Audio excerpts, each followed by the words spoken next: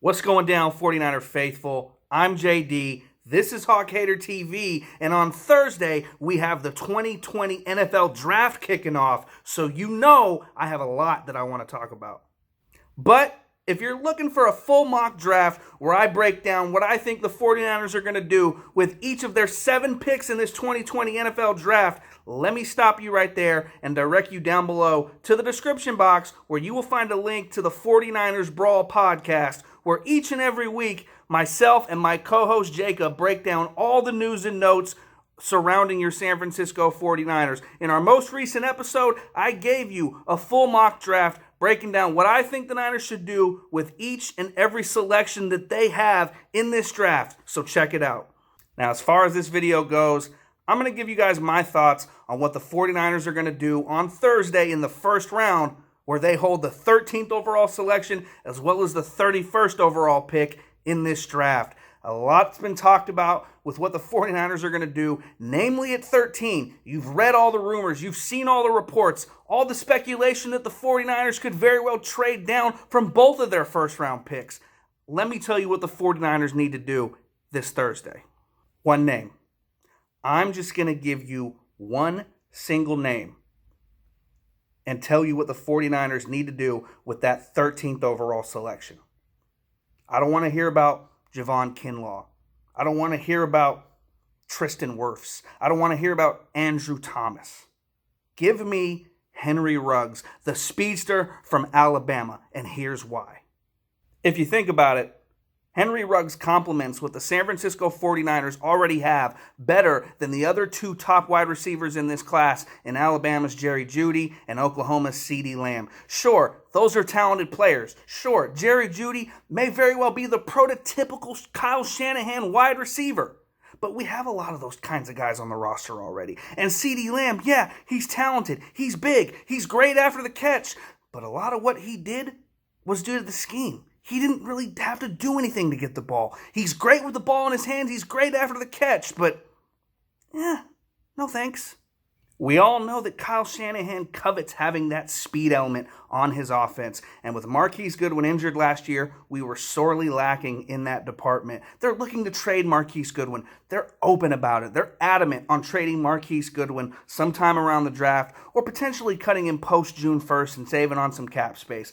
That leaves a big gaping hole in the wide receiver room. And yes, I know they brought in Travis Benjamin during the offseason, but he's 30 years old and on a 1-year deal. They need to bring in somebody young, somebody dynamic, and somebody who can take the top off. And that is Henry Ruggs, ladies and gentlemen. The guy would bring so much to this 49ers offense. He is such a dynamic weapon.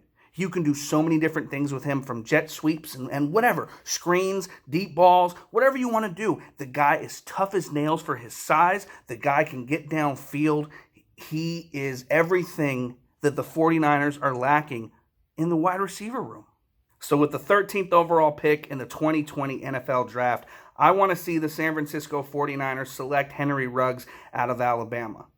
Now, I want to talk about the other aspect of what's being bantered about out there, that the San Francisco 49ers need to find a replacement for DeForest Buckner at pick 13. Namely, the guy that's being bandied about for the 49ers at pick 13 is South Carolina defensive tackle Javon Kinlaw. Yes, he's a heck of a player.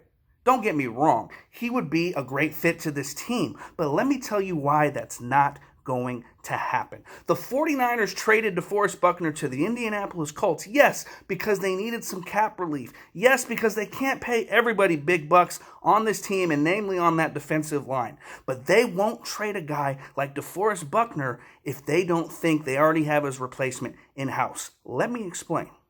You see, you can't just trade away a guy like DeForest Buckner and assume that your guy's going to be there at 13 if you want Javon Kinlaw. You can't be guaranteed that Javon Kinlaw is going to be there at 13. So when you make a move of trading DeForest Buckner, you make a trade of that magnitude, you have to feel confident about the guys you already have on your roster. And that brings me to DJ Jones. I have been screaming his name and saying the name of DJ Jones until I have been blue in the face the last several months, and I'm going to keep saying it. DJ Jones is an absolute stud, and you will find out a lot sooner than later. Now, moving on to pick 31, the 49ers have a variety of ways they can go here if they don't trade the pick. There's been a lot of talk about the San Francisco 49ers trading down in this draft from either 13 or 31. If they were to trade back, I would firmly expect them to trade pick 31 and acquire some more assets throughout the remainder of this draft and possibly in next year's draft. But if they stay at 31, I want to give you guys a few names and a few positions that I'm thinking about as far as what the 49ers should do.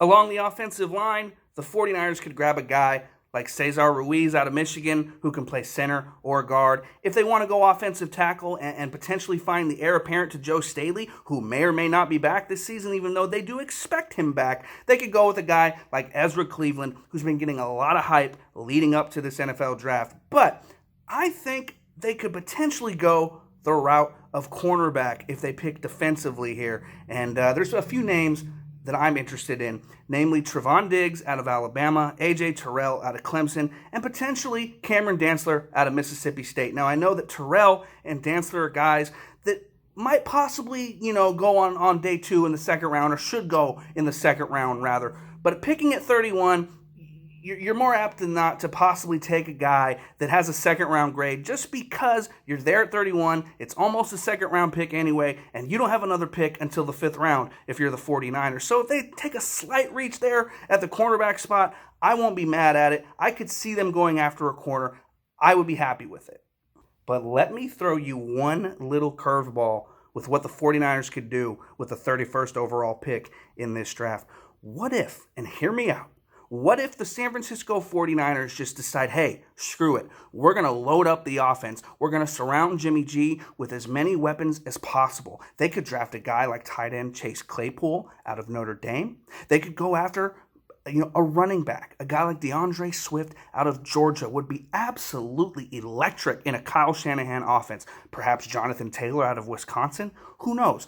I could see this team going completely offensive oriented in this first round of the draft. The defense was great last year. Sure, they lost DeForest Buckner, but they have guys to fill his role. The defense is not going to slip all that much. The offense needs a little bit of help. The offense needs a little bit of explosiveness. The offense needs a pop. And if you load up the offense in the first round, Henry Ruggs at 13 and a guy like Chase Claypool or potentially a running back at pick 31, now you're cooking with gas.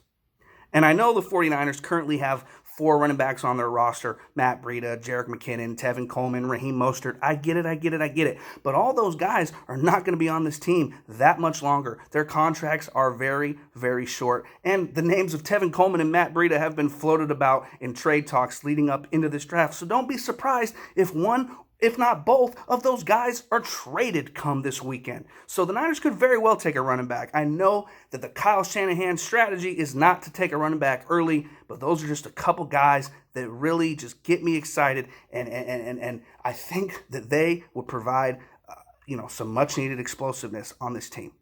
So there you have it, ladies and gentlemen. Those are my thoughts on what the 49ers should do in the first round of this 2020 draft on Thursday. Be sure to check back here often throughout the draft because I will be posting my reactions to each and every 49ers pick immediately after the selection is made, like I always do, like I'm known for. So be sure to, be on the lookout for those. And I'll be back on here Thursday night giving you my overall thoughts on what the 49ers did in the first round, as well as giving you some thoughts on the way the Niners should go for the remainder of the draft, just depending on how things shake out. So guys, I'm hyped up. The draft is like Christmas for me. I cannot freaking wait. Let's go.